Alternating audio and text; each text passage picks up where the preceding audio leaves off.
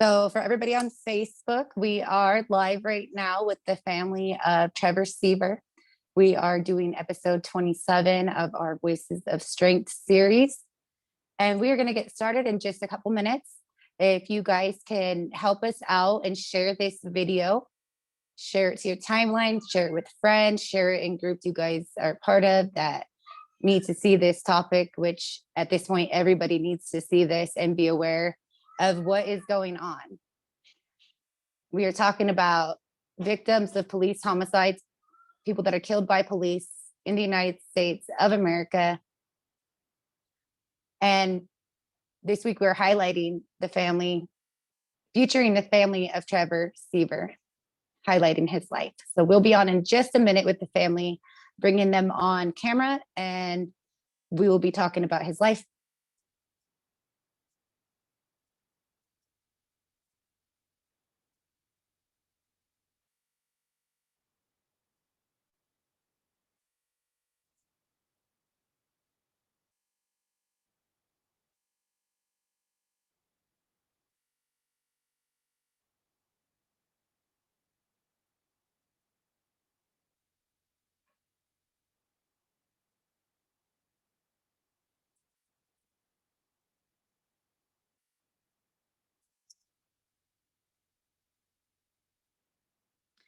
Okay, guys, again, for those coming on, thank you guys for being here with us this evening. And go ahead and share this for us. We have the family of Trevor Seever live with us. We have his mother, Darlene, and his brother, Kyle. And we will be coming on video in just a moment.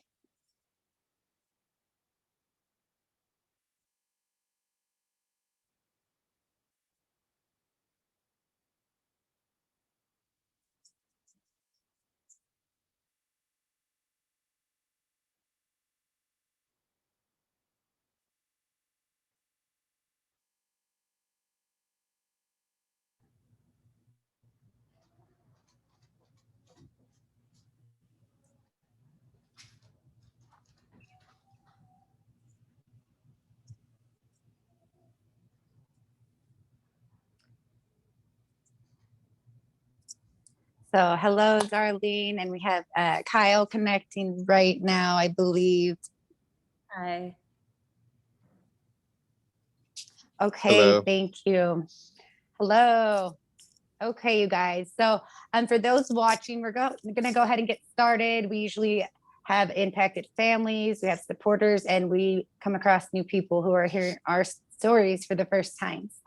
I will do a quick intro to the show and Voices of Strength. And we are talking about killings at the hands of police in the United States. Every week we feature a different family of a victim who has been killed at the hands of police. From across the country, we've had different viewers and different families come in.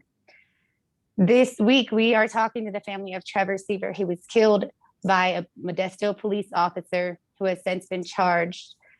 This officer has now killed 5 people. We will get into that and talk a little more about that later. For now, I want to introduce the family. So we have Darlene and we have Kyle. If you guys want to just say hello real quick, introduce yourselves. Hi, I'm Darlene Ruiz. I'm Trevor Seever's mom. And I'm Kyle Seever, Trevor's younger brother. We're 2.5 years apart. And this is very fresh. So I want the people to know too, this is very fresh. This just happened this past December. So this is a very new family. And I want to extend my condolences to you guys again. I really can't tell families that enough, whether they're new or even older. And I want you guys to know too that there are people in the comments who are offering support and here to listen to your guys' story and share it with you guys. Thank you guys for being here. Thank you guys for the support, and my condolences to you and your family as well. Thank you. Yes. So I do want to I don't think I told you guys yet, but I have Darlene knows she sent me photos. So I put it into a video and we'll be able to share this while you guys are talking about Trevor, sharing some memories. And so just a heads up that I will be playing that in just a couple minutes. And also this is for the people watching so they can see the memories through the photos of your guys' family and Trevor's life. So thank you guys. Thank you, Darlene, for sending me those. And once again, people that are just joining us, we're just getting started. If you guys can help share this into groups. You guys are probably a part of a lot of groups that this needs to be heard of on. And yeah, any comments, we might get back to them later, but if not, we always look at them later. But feel free to leave comments or questions for the family. And if you are an impacted family, feel free to share your name and your loved one's name on the feed. We do this as each week we have different families, but we do this to show that there are a ton of us. We are all going through the same thing and the same type of corruption that what we're fighting against. So let's go ahead and talk about your brother and your son. Trevor, whoever wants to start, just talk about his life or any memories, anything you guys feel comfortable sharing with us. Go ahead, Mom. You want me to start? Trevor was my oldest. Trevor was born in 1991, April 24th. He was 29 years old, born and raised in Modesto. Always a great kid, always straight A student, did very well, very smart. School always came pretty natural. He didn't have to study a lot. Always played sports, played the Salida Little League, and Salida Steelers, probably, I would say, starting at 9, 10 years old. Went to Grace Davis High School, played football there. He graduated from San Jose State University with a major in health and science and a minor in kinesiology. He wanted to be an adaptive PE teacher. He reffed the high school, Pop Warner, and some college football and baseball for 10 years while he went to school. He was awarded Ref of the Year in 2019. Just a person with a heart of gold, and Kyle's best friend. Just very family oriented, and a great son. Yeah, so for growing up, for me, Trevor was 2.5 years older.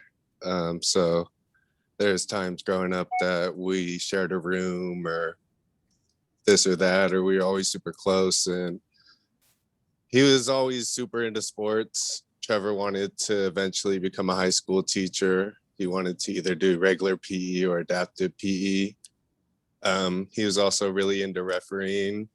One passion he had was he wanted to become an athletic director at a high school. So what an athletic director does at a high school is they basically coordinate all the sports for the school. And so it was something that Trevor always had a passion for because he understood like how important high school was for kids going from high school into college.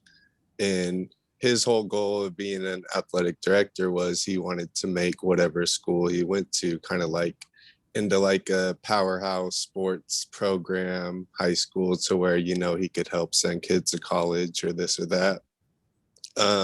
While going to school, like my mom said, Trevor started refereeing basically right out of high school. So he basically started 19.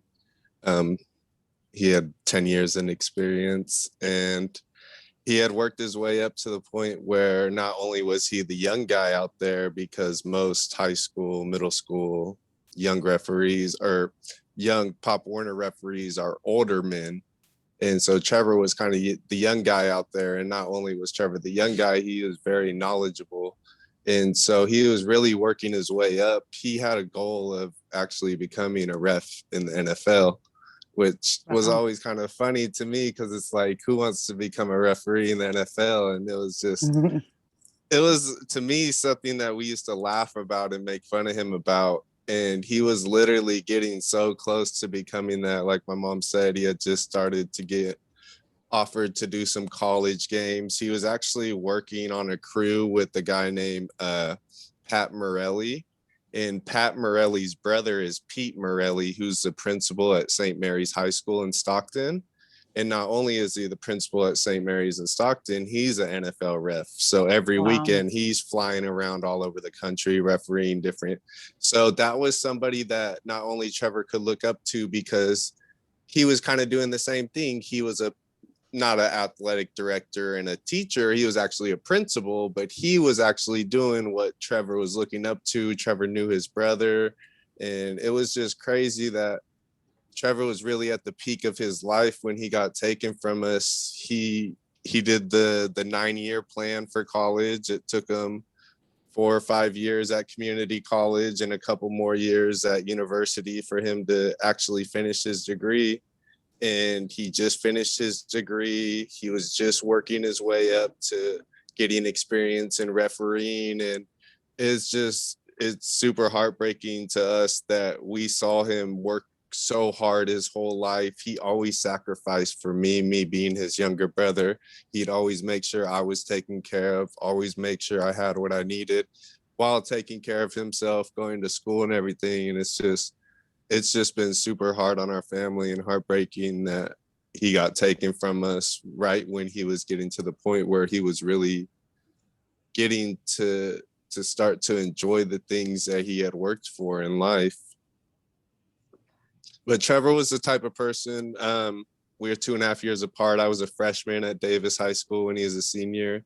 One memory I always have is I literally wore a pair of hand-me-down shoes first day of high school, pair of Trevor's shoes. And it's just something that always stuck with me because, looking up to my older brother, always wanting to be like him, always wearing his clothes or this or that. It's just, even that first day of high school, I got lost at orientation before we even got our schedules of what class to go to. And because we had the same last name, we had the same orientation class. And Trevor had to walk out to the hallways and find me like, come on, we got to go over here. And it's just, Trevor always took care of me, always took care of our younger sister, Allison. And he's the type of person, he'd give his jacket off his back to a stranger if they needed to. Like he really did have a heart of gold. He just sometimes was a little misunderstood, or sometimes, felt like he was, kind of an outlier to people because they didn't always understand them. But because I had the opportunity to grow up and be just like him, I totally understand him and knew that he would do anything for anyone. Thank you for sharing, you guys. He was 28, right? 29. 29. Just like these things you guys are sharing, I think a lot of people can relate to. He's still a young man just figuring his life out. And I told your mom when she shared about how long he refereed for, I was like, how did he do it for so long? And he's like, he was so young. But that's cool to hear about it. I'm into like physical fitness, athletic stuff, and something that I did in my past. So it's cool to hear about it, and that someone just, setting their goals and a long-term goal like that, and just sharing those pieces about his life. It's important. And that's what part of this show is, to show those things about him and not what the media said, not what the police said. And, people said when people are killed by police. Yeah, and that's one thing that hurt us a lot, was them slandering Trevor and saying that he wanted to kill cops or he wanted to harm his family and stuff. And it was just like, it really did hurt us because it really, tried to take down his character and speak down on him because somebody that they had employed and somebody that they had let get away with crime after crime made another mistake. And even to this day, it's heartbreaking. Tomorrow, the pre-trial starts, and I haven't got one thing from the DA other than a letter saying that Trevor threatened me the day that it happened, which I don't even live with my mom. I live 2.5 hours away. I wasn't even in that situation when it happened. And that's literally the only thing we've gotten from the DA was saying that Trevor threatened us, which none of us told the DA that. And the DA is the one that's supposed to be doing the conviction and everything. They don't reach out for our side of the story. They don't reach out to see what happened on our side. You know what I'm saying? It's just such BS that how are they supposed to go and actually take him to trial and actually have all the evidence if they're not even reaching out to us to get the full side of our story of what happened, you know? It just shows how corrupt we are. Very blessed that we are even in this position to be having a trial, and especially how soon it has come and everything. We are totally blessed for that, but it is very frustrating to see how it does work. And this DA hasn't done anything for the last 20 years. She's been the DA.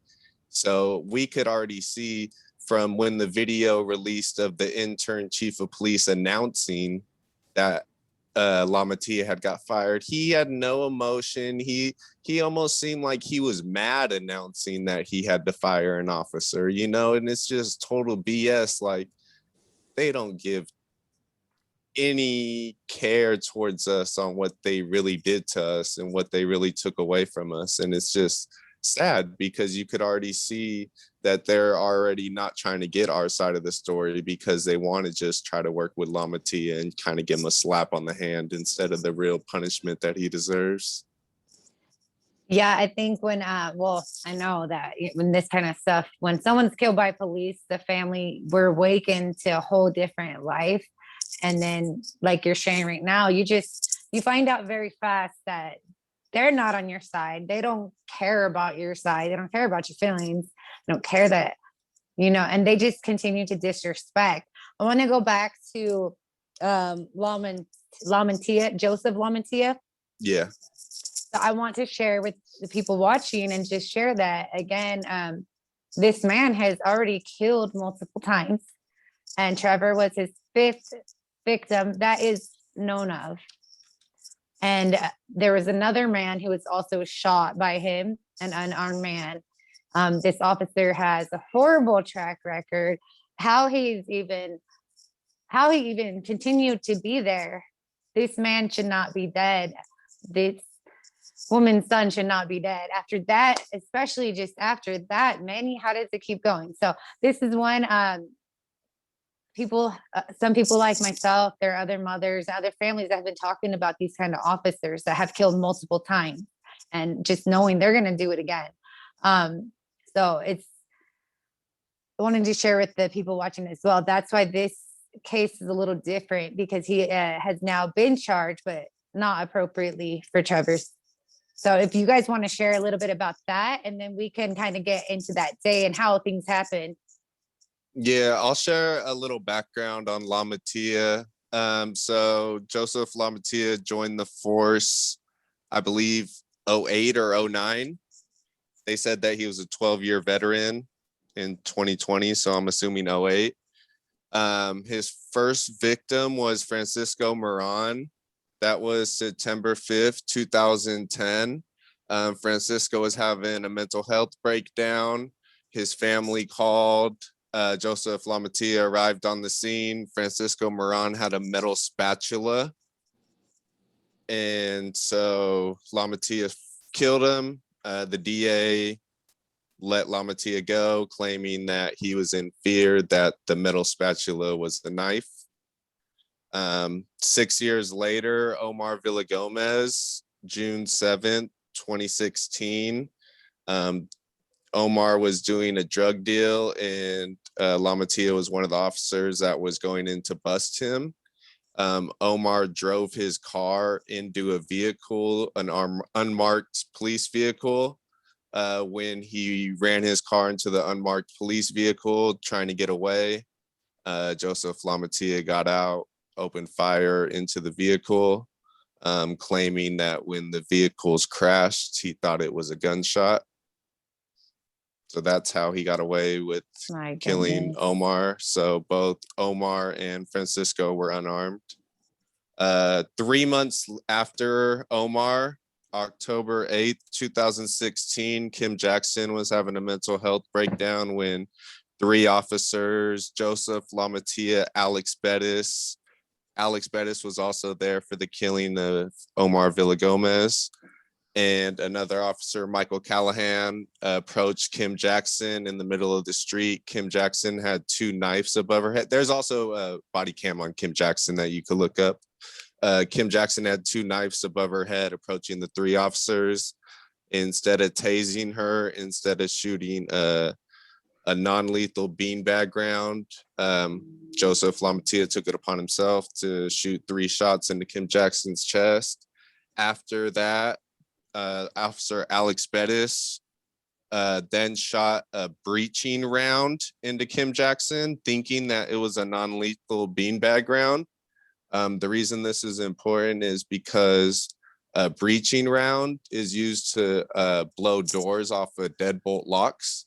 So it has a lot of power behind it. It's actually lethal if it's used on a person. So that happened in 2016. The city of Modesto and the DA are actually under investigation for falsifying evidence by saying it was a beanbag round. Kim Jackson's attorney is now saying that it was actually a breaching round, which would be a very big deal because that would mean that the DA, Lamitia, Alex Bettis, and the other officer, Michael Callahan, all lied, saying it was a beanbag round instead of a breaching round. So not only did they murder this woman in 2016, they lied about the evidence.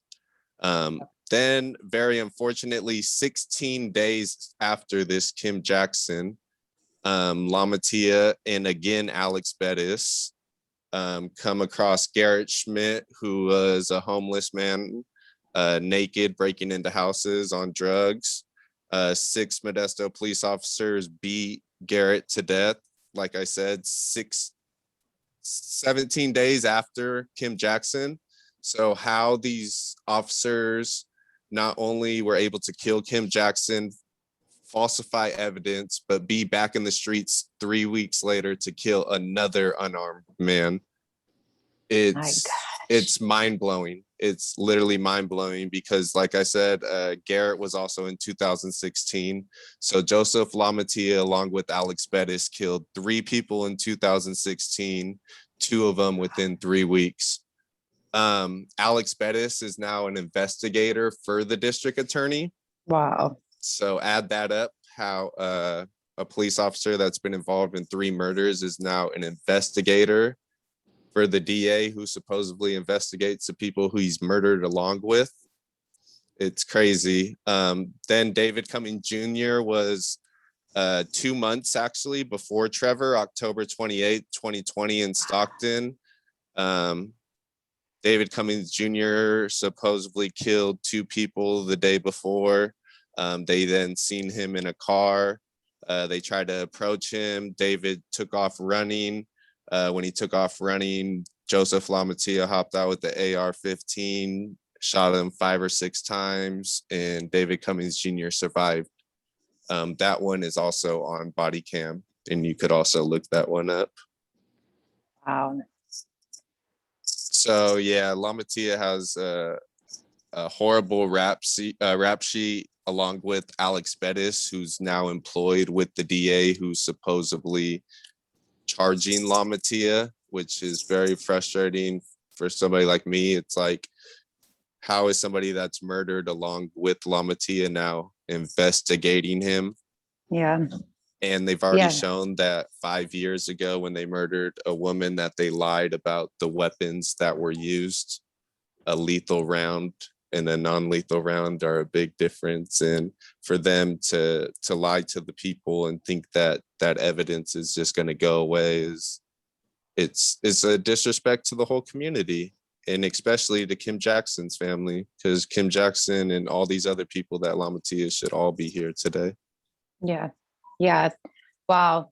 That's he was definitely... never in threat. He never got injured. He's never got shot at, nothing.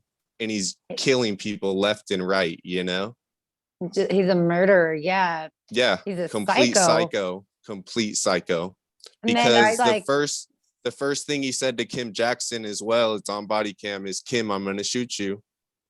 First thing he says, and then he shoots 3 shots into her chest. And then with David and Trevor, he didn't say one word. He just got out shooting, you know? And the guy that was in the car with Omar did sue the city for excessive force. But Yeah, so when Omar was killed in the drug bust, he had a friend with him in the passenger seat that survived. wow. But he's in and out of jail, and he did try to sue the city and stuff. And for some reason, I don't know why, they could say that because there was a car accident, that now all of a sudden they're in such a threat that they could just let off rounds. My gosh. And I always think about how many more people has he like hurt, like harmed, Or beat. abused, yeah, almost Yes. killed. So Joseph Lamitia actually has a brother, Paul Lamitia, that was a police officer in Montana and actually got fired because he got written up for multiple things, including a beat and release tactic. He had arrested a couple, beat them, drove them off into a vacant area and dropped them off. Didn't even take them to jail or nothing. Just literally picked them up, beat them, and then his brother Paul also got charged for beating another police officer and then having sex with a city worker on city property while on shift. So yeah, obviously that whole family of Lamatias have something definitely wrong, because both of them became police officers and both of them abused their power upon the people. My goodness. It's sickening. It's sickening. And it's very sickening because a Modesto city council member tried to make a comment. Just to put it into vague words, it was basically comply or die. That when he was growing up, all you had to do was listen to a police officer and you'd go home that day. And it's very irking to me and my family. It's like, Trevor did comply, Trevor did listen, and y'all are over here trying to make us sound like we're the criminals, like we're the bad people, when really you should be bringing up how those kids were raised, how the Lamatias were raised. Why did they grow up to be monsters? Why are you trying to bring up how Trevor was raised? Trevor did nothing wrong other than have a mental breakdown, which a lot of people do. But not a lot of people go out killing people, beating people. Yeah. Like Kyle said, Trevor's name has been drugged through the mud. When they showed the body cam video, they said they showed charges that Trevor had. 2 felony charges were absolute lies. Trevor has no felonies. Trevor's never. Dirt. Now that they arrest, they're not dragging him through the dirt or his family or everything they've done, but they've tarnished Trevor to justify Lamitia shooting him, and because at that time they didn't know they were going to prosecute him or fire him. So they were already trying to cover their asses for justifying the shooting of Trevor. And they released a mugshot of Trevor when he got like a drunk in public. Oh, wow. And it was like, they tried to find the worst picture they could find of him. Yeah. And it was literally like, they tried to find the worst picture they could get from when he got arrested for a drunk in public. They're not going to put that out there, that it was just a drunk in public. They're going to sit here and put lies and claims that he has these types of felonies and this and that. And it just sucks because there's literally no accountability for the intern chief of police that released these lies. It's like he could release all this false information and it's like, all right, nothing's going to happen to me because I'm the intern chief of police. Who's going to get me in trouble? Who's above me? They're not transparent. They hire a professional video company to make these videos out to paint the victims as some kind of criminals to justify. It's not transparent. It is absolutely not transparent. If you would have just watched the body cam video, everybody would agree it was not justified, but they tried to paint a different picture of Trevor in the beginning to justify their wrongdoing. I'm going to bring up a picture of that murderer right now. Just heads up. I just want to put it on so that the people could see too. And if anybody's watching, just you can either screenshot his picture or get it from one of our pages. And ask that you guys share it. These things need to be known, and for you guys, just this stuff, like, it's, as you guys know now, I'm sure you guys are learning a lot about police killings, and anybody watching that's an impacted family member is familiar with this because they did it to each one of us. They have the same style, the same get down after they kill people, the same slandering them, making up lies, and just straight up lying, and they know it. They really are deceptive. They're very calculated with how they do it. And that's one thing I've noticed. They, even with body cams today, they're learning to manipulate the body cams by saying things or doing things. So because the body cam doesn't capture everything. So they know that. So there was like a case of a 17-year-old kid in Stockton. His name was Devin Carter. And when Devin got pulled over, he was not resisting. He had his hands up, and a couple Stockton police officers came and beat this 17-year-old kid very blatantly on body cam. And the whole time they're just saying, stop resisting, you're resisting. And the body cam shows that he's not resisting. But it just shows that they'll try to manipulate and say things just like Joseph Lamitia tried to manipulate the body cam that he saw Trevor running when really he drove his car to a secluded area, ran around the corner. Trevor was never running and literally ambushed him. So it's gotten to the point where these officers even know that they're being video body cam. They got videos going, but they're learning to try to manipulate the video to what you could only see and hear.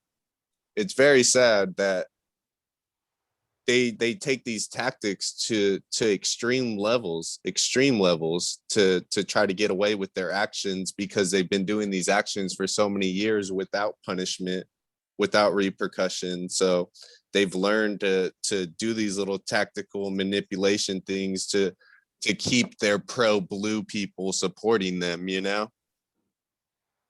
Like, oh, you should have just not resisted. Oh, you should have just, no, that's not how it works. Like, they should not kill people. Should just not exactly. Kill people. How hard is that not to kill people? I want to get into, like, from your guys' perspective, what happened. And then I want for the people watching to understand exactly what their first, like, what you guys experienced, what they told the community, and then what you guys know to be true now. Yeah, so what happened that day was Trevor was having a mental health breakdown. He is living with my mom and sister at the time. He walked down the street, went to a park. While at the park, Trevor realized that he was having a mental breakdown. He called my mom and told my mom that they needed to leave the house, that he was coming home, because he knew that he was having a mental breakdown. So that was the first thing. They tried to make it seem that Trevor was threatening to hurt his family, when realistically Trevor knew he was having a mental breakdown. He called his family to leave because he didn't even want my mom or sister to see him having a mental breakdown. My mom, sister, my stepdad, they got the dogs. They have 2 dogs, and left the house. Trevor arrived at the house, had a mental breakdown. He punched some holes in the house. He knocked over some picture frames, you know, and that's why he called and told my mom and sister to leave, because he didn't want them to see that. He didn't want to see him breaking down like that. But he knew that whatever he had actually been in county jailed for 10 days before this for his second DUI. So it wasn't like Trevor was a criminal or anything. Trevor literally had a little drinking problem for a little while, and he actually quit drinking. So that was a problem that was in his past. And he went in, he did his 10 days at county jail for his second DUI. And while he was in there, he was actually treated very horribly. Trevor had a problem. He had ulcer colitis, which is basically like an internal problem. He couldn't go to the restroom normally. So while in county, they weren't giving him toilet paper. They weren't feeding him. They weren't, since they weren't giving him toilet paper, he was using his socks, his shirt, whatever to wipe up or clean up afterwards. So then after that, he wouldn't have clothes. When they did start feeding him, they were feeding him mashed potatoes that he was having to eat with his hands. Because it was COVID. He's basically in solitary. So not only was he getting treated like this inhumanely, he was also kind of like in solitary because it's COVID right now.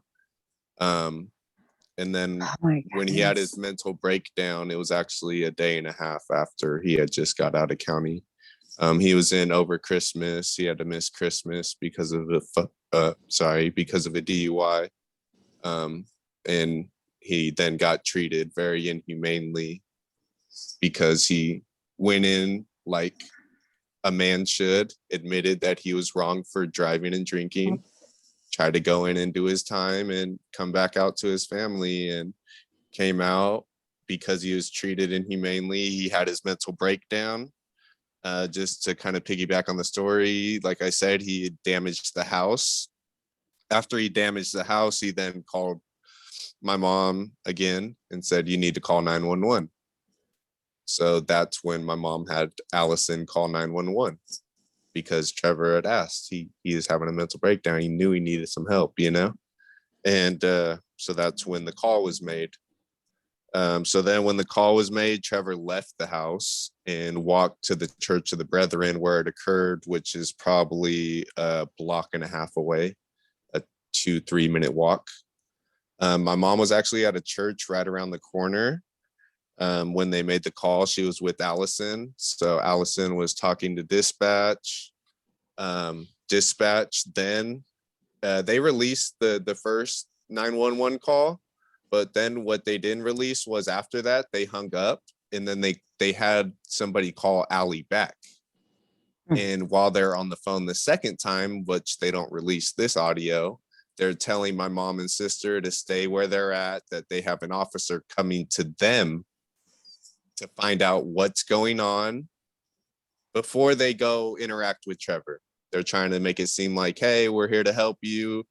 You guys stay there. We're going to come to you. We're going to stay on the phone with you until we get there.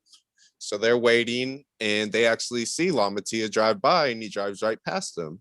And they're trying to wave him down. They're trying to tell dispatch, he just drove past us. And what were the exact words? You guys are in a dangerous area. Is that what they said? Allie started screaming, "Where are you going? You just passed us. You just passed us." And then the 911 dispatcher said, "You guys aren't in a safe place. You need to leave now. You need to leave now." And then hung up. Yeah, and hung up. And then I saw a fire truck and an ambulance going by, and I started screaming, "Something's wrong. Something's wrong." And we drove up, and we saw Trevor on the stretcher. But they said they were going to come and talk to us. They never came. They drove right by us. Well, and so when you see Lamitia first start the body cam, that's actually the stop sign that he very first stops at. That's actually right there where my mom and sister were. And so when you see his body cam start, he already has his gun in his hand the whole time. The whole time he has his gun out. When he pulls into the church, he has visibility to Trevor. Where Trevor was at, there was a bench, and there's nowhere else to go in that church other than where Lamitia had pulled in. That's like basically the only way you could get out, because the way the church is built, you can't walk across the church because it's all building. And so the building kind of makes like an L shape. And so Trevor's kind of at the bottom of the L shape. So he can't go take off running into the church. It's all building. And he can't take off running to where Lamitia just pulled in. Trevor was literally just at a bench. And so when Lamitia pulls in, he has full visibility to Trevor the whole time, right over his right shoulder, but he keeps driving. He had to have seen Trevor during that little drive. It's like a little half circle drive that he does.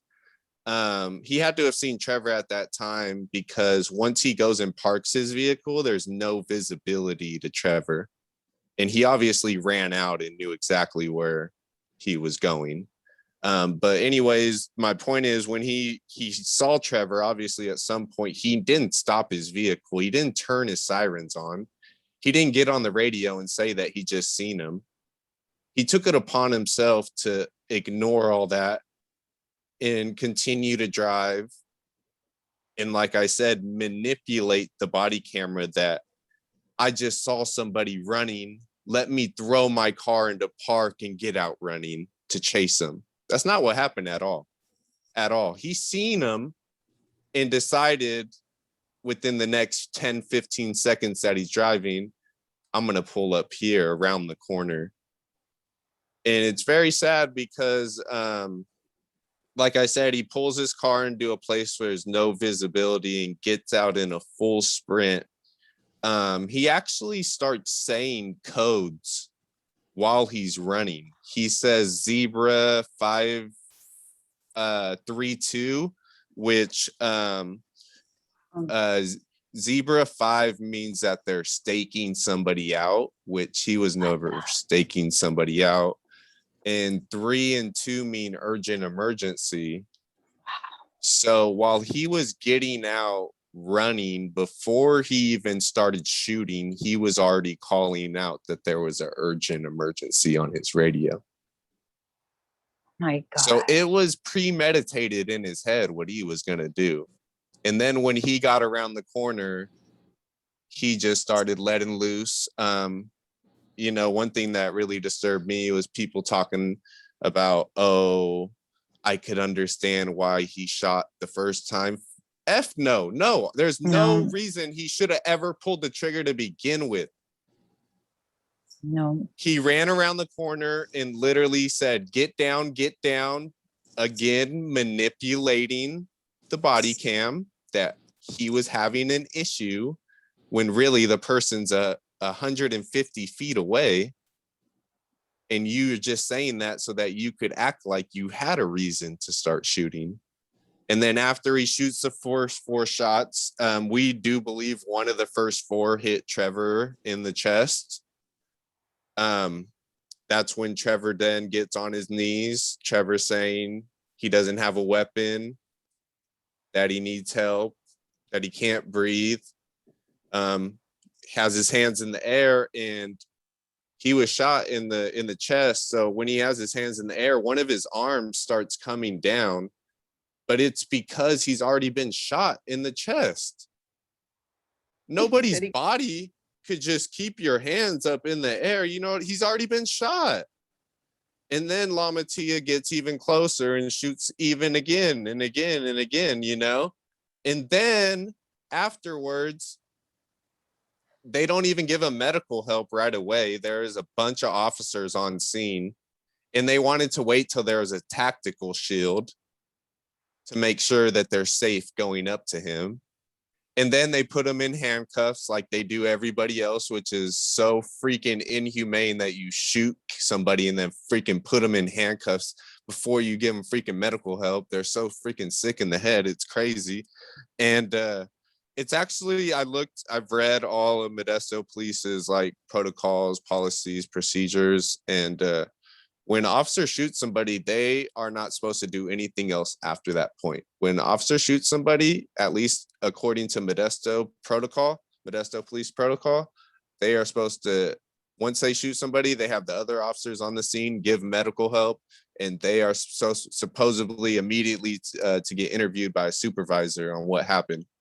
Because right after a shooting, they don't want them to be involved in anything else, because it's not determined yet if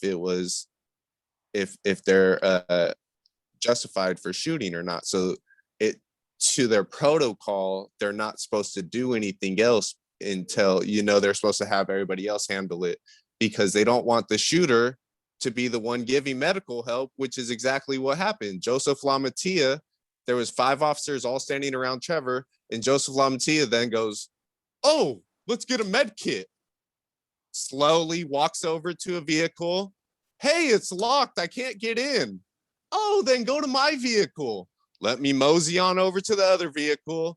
There's the med kit. All right. Oh shit, I'm on body cam. Let me act like I'm running now, like I'm all of a sudden Kerrigan. Like, it's such BS.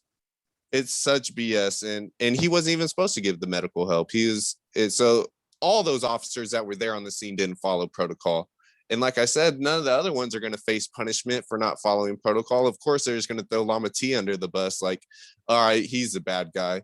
When really it's obvious that all these officers aren't trained on what they're actually supposed to be doing in those types of situations. But so after Trevor had been shot, they did get the ambulance there probably within 5 or 10 minutes.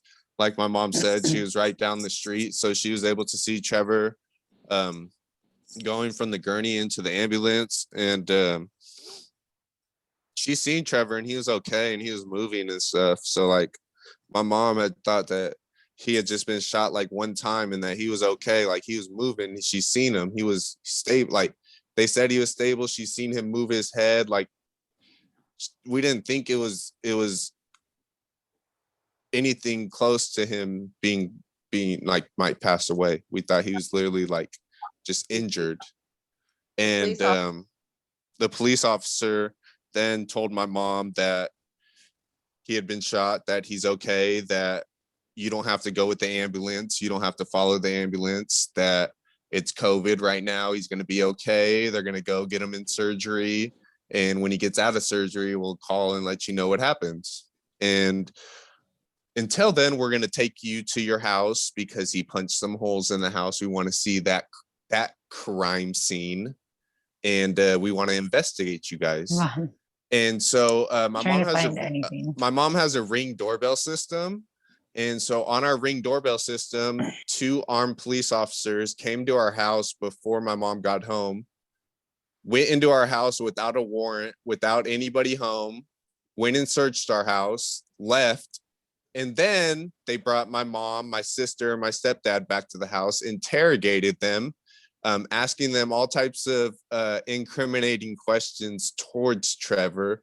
Has Trevor ever hurt anybody? Has Trevor ever talked about hurting anybody? Has Trevor ever hurt animals? Has Trevor ever done this? All these weird things that are obviously just trying to incriminate him. Nothing to try to help us. They're not telling us anything about Lamitia, of course. Just everything towards, let's try to get the family to say some incriminating stuff. And so, like I said, I live 2 hours away. My mom told me that Trevor had been shot. And so I'm on the phone with them trying to figure everything out. I'm on the phone with my aunt. It's been like 20 minutes, 30 minutes. Allie, my mom, and my stepdad are being interrogated. And I'm like, Auntie, where is Trevor? Like, he should be at the hospital by now. What hospital is he at?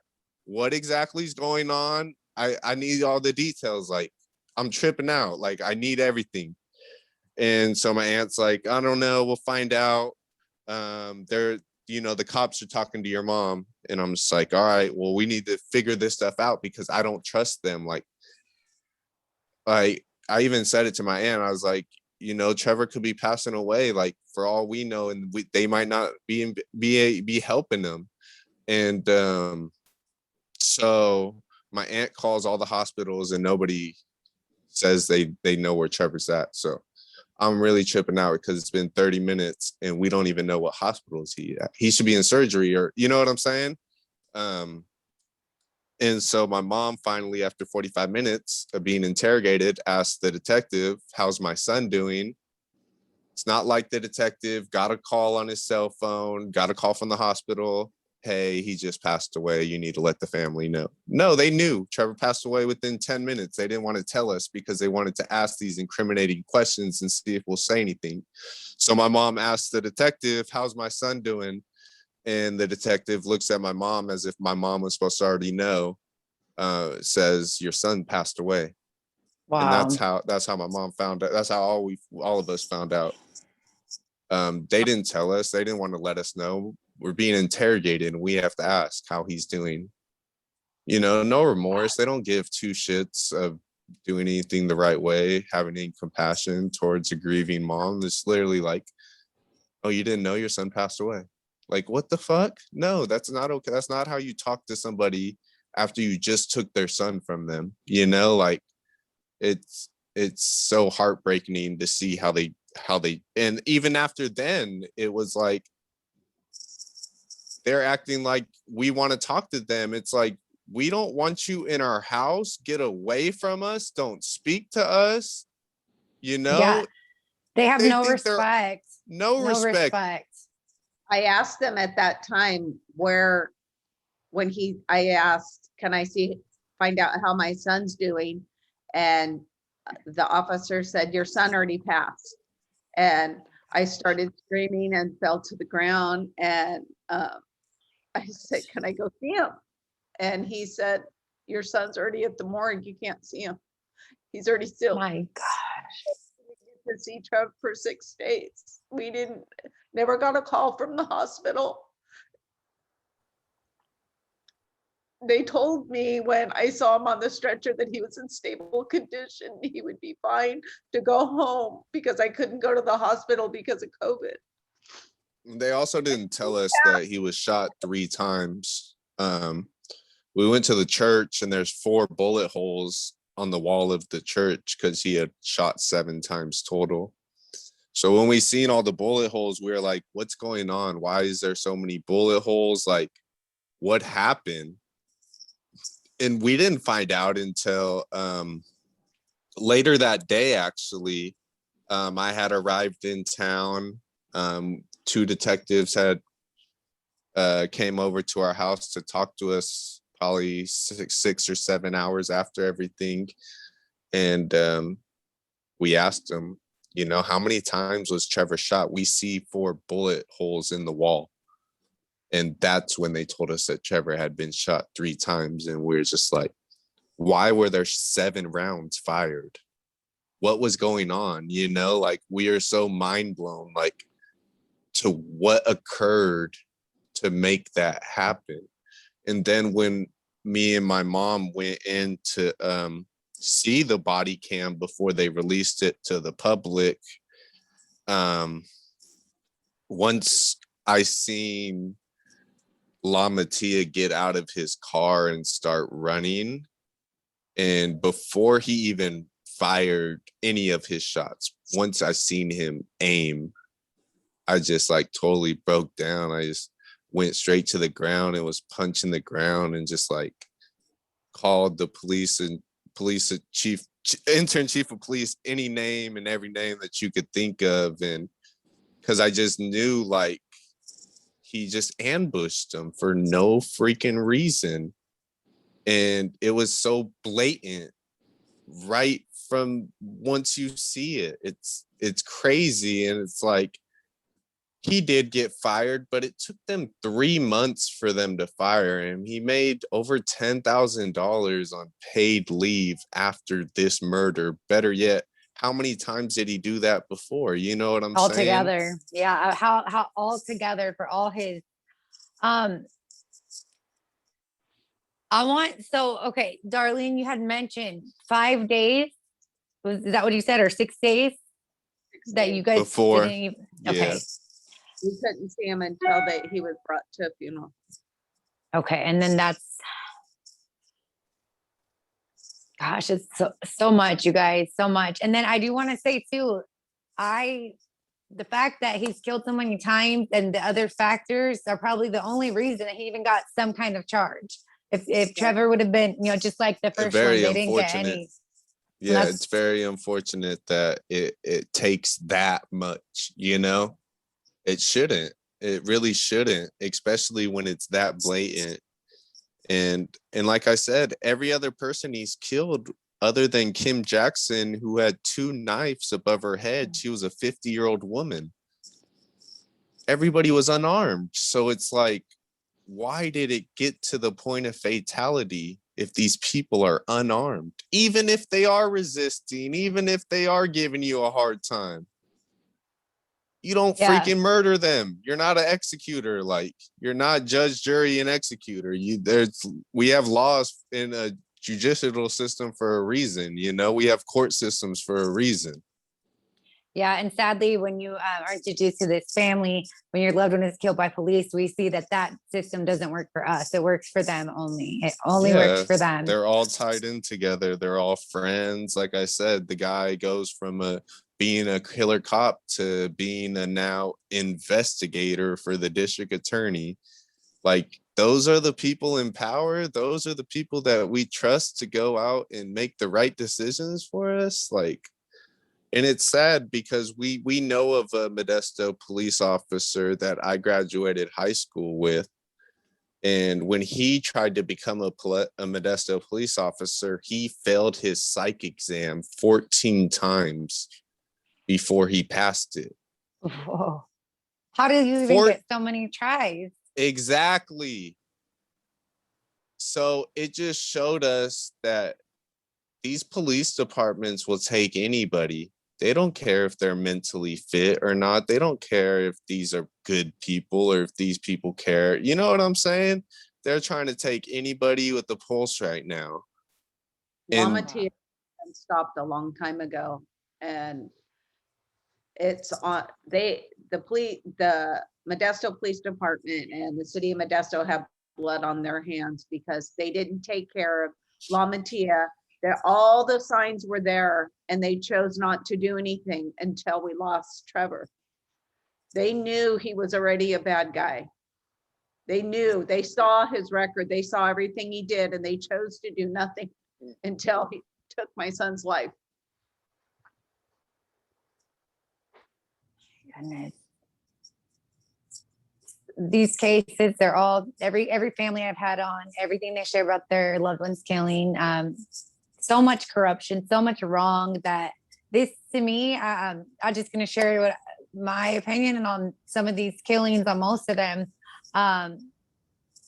Why aren't they doing anything about them? Why are cops not being held accountable for murder? To me, at this point, and it's really sad that the coworkers, if the fellow police officer, the fellow good cop, why aren't they standing up and saying anything? Exactly. You know? Yeah. And the superiors, and it goes on further. All but at of this them. Point, that the Lamitia, it's like, you like this. You enjoy killing people. You enjoy hurting people. And it's obvious. It's pretty sad. Like I said, 3 out of the 6 people that he's done this to is on body cam, and all 3 times his pulse never changed. It's as if it's just another day in the office for him. You know what I'm saying? It's not like he's, oh my gosh, it's just, you know what I'm saying? He's just calm as a cucumber the whole time. That's his job, what he's doing to people. Yeah, after he shot Trevor, another police officer came up to him and said to Lamitia, "Are you okay?" And he's like, "Yeah, I'm fine." Like, what? What's the big deal? What? Like, what's for lunch? Like, he was not flustered and at all what he had just done. My gosh. Can you guys share about the upcoming court date? I know that you guys haven't been contacted, but just share the upcoming court date and just what your guys' demands are now, and how people could support you guys. His court date's tomorrow morning as his pre-trial at 8:30, but we heard that they're waiting for more time. So I don't think anything's going to happen tomorrow morning. And so another date will be set after tomorrow. I am demanding a independent police auditor for City of Modesto until we acknowledge what's wrong, and somebody that, not the police policing themselves, but an independent police auditor comes in and uncovers what's going on. It's never going to change. We are getting hopefully a Kahoot style program. It's a crisis response team for mental health calls. hopefully, I think we're getting it implemented into Modesto. We want a civilian review board with no police officers on the civilian review board. With subpoena power. Subpoena power. We would love for everybody to call city council next Tuesday and demand an independent police auditor, and make a stand for us in support of Trevor and for change in the police department, so another family doesn't have to go through. Lamitia isn't the only one in Modesto police that are like this. No other police officers are speaking out that he did anything wrong. So it needs to change. And until all of us come together, we can make change, but not by ourselves.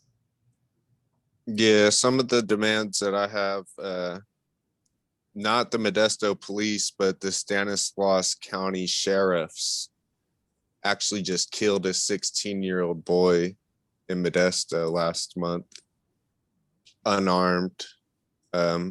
They released body cam. They're not releasing the body cam of the shooter. It's obvious that they're being corrupt on what happened. His name's Xander Mann. He was a 16-year-old, like I said, unarmed, killed by a sheriff in Modesto a month ago. So I'm demanding the city come together and get this kid justice. Another thing I'm demanding is the intern chief of police to step down. My reasoning for that is releasing slander on Trevor after Trevor was murdered. It's obvious that if we have an intern chief of police that is going to lie on victims, trying to stand up for his officers that are wrong, that he is not built for the position. I'm asking that Modesto City Council would act as the intern chief of police until they hired a new one. During the hiring process of the new intern chief of police, we want it to be open and transparent to the public. We want the public to be able to have a word on the hiring of an intern chief of police so that we don't have another intern chief of police or chief of police like Brandon Gillespie. It's obvious he can't handle the pressure of the police putting on him to lie and put out slander. So if he can't stand up to them and do his job for the people, he doesn't need to be in that position. I also want police officers to be drug and alcohol tested after discharging their weapon or after they are involved in any type of assault on the public. You know, whether it's beating them with their hands, any type of thing, they need to be drug and alcohol tested to make sure that officer was in a right state of mind to be making a decision like that. I've also been begging the city of Modesto for 2 months to have a mural of Trevor painted somewhere. I'm also asking them to have a statue of Trevor at a high school where he used to referee. I'm also asking that they would make December 29th, the day they took Trevor away from us, to make that Trevor Seever Day. It could be a day that we could come together as a community against police brutality, spread awareness, and just honor the life of Trevor that they took from us. Those last 3 things, the mural, the statue, and the December 29th of Trevor Seever Day, I've been calling Modesto City Council every meeting ever since this happened, but demanding those things for the last 2 months, and they won't even acknowledge me on it. So if anybody could come together with me to continue to push for a mural, a statue, and a Trevor Seever Day, it's the least we could do for him. The least the city of Modesto could do for him. And, we need to hold these people accountable that they don't even want to listen to us. They don't want to respect us. And us as a community need to come together and show them that we are stronger than those elected officials. We are the ones that elected you.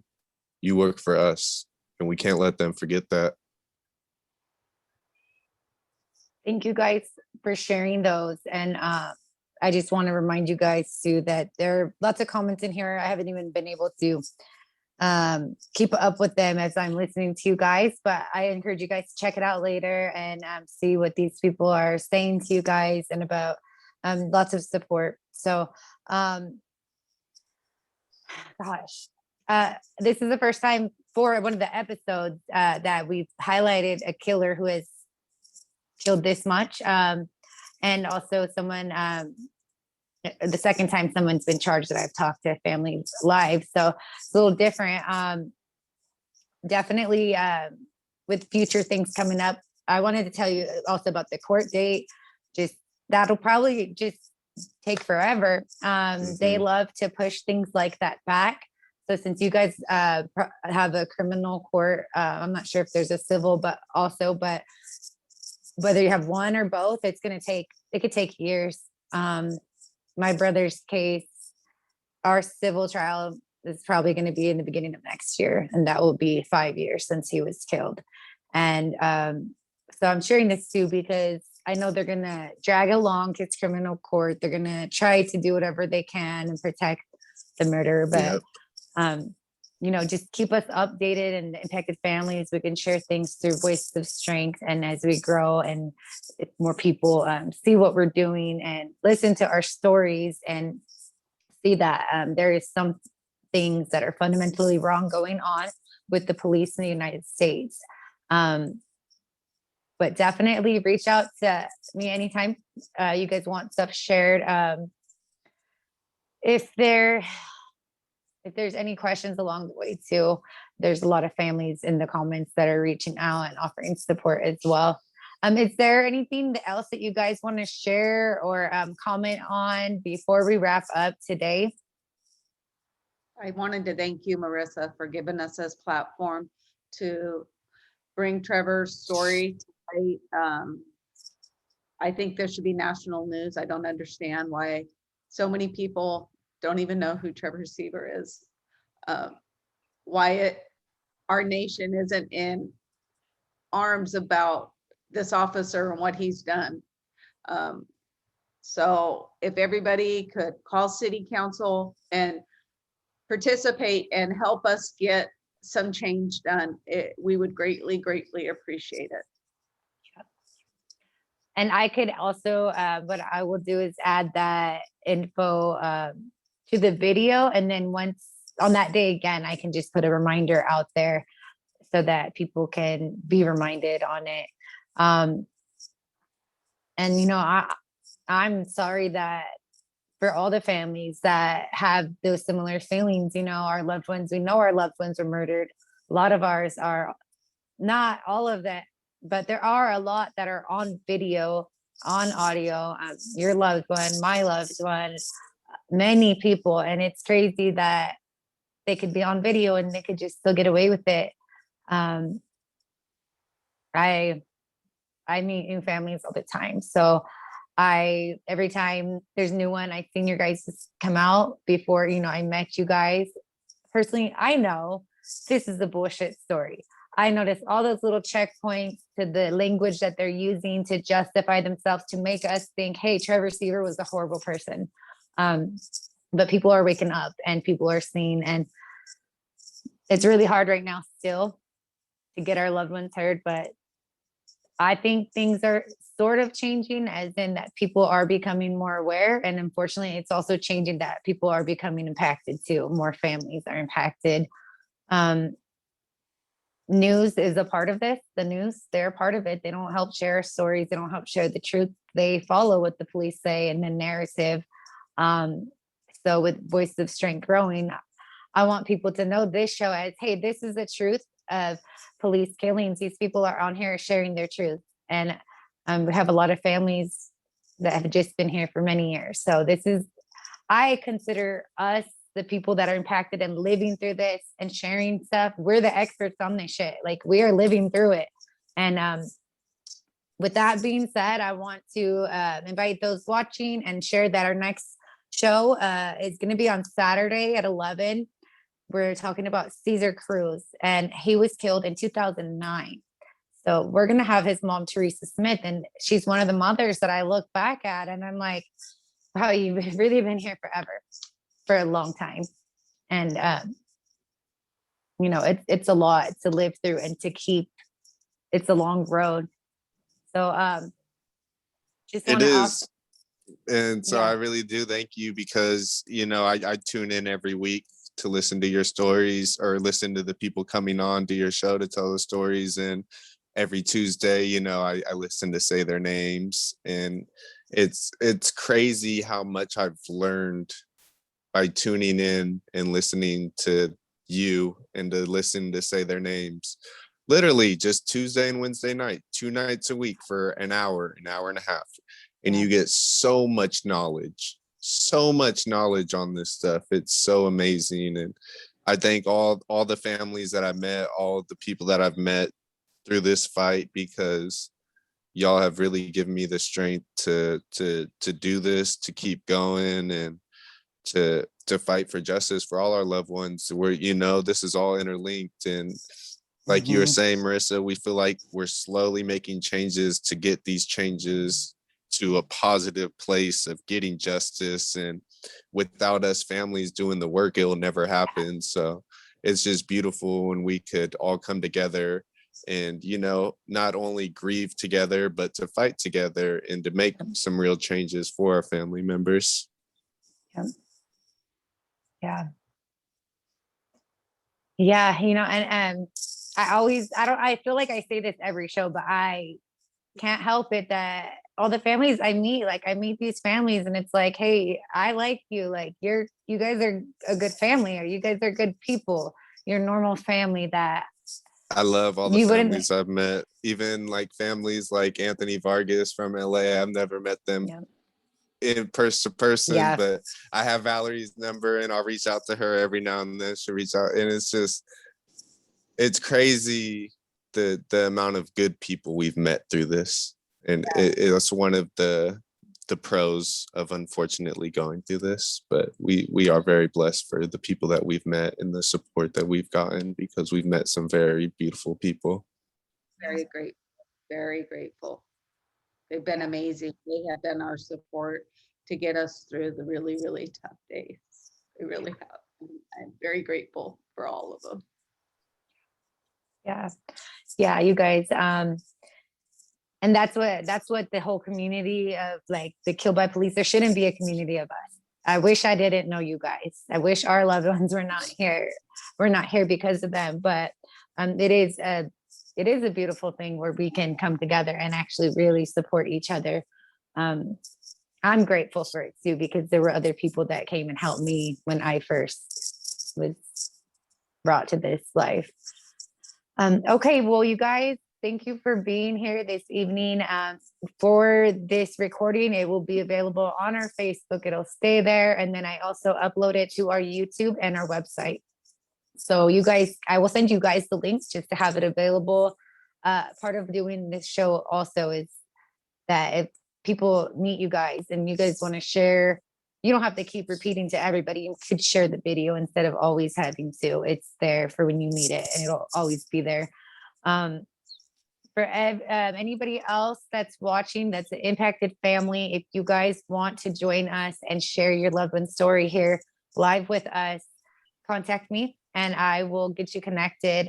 Also, I wanted to offer the families that might not feel comfortable speaking on video or even audio, if you guys want us to share and honor your loved one, feel free to reach out and we can come up with an alternative as like a post, or I can even make a short video for your loved one reading something you wrote. So that's it. Thank you guys again, Darlene, Kyle. Thank you guys for being here and sharing about Trevor. Keep me posted, but I will see you guys and we'll keep in touch soon. Thank you. Have a blessed night. Thank you.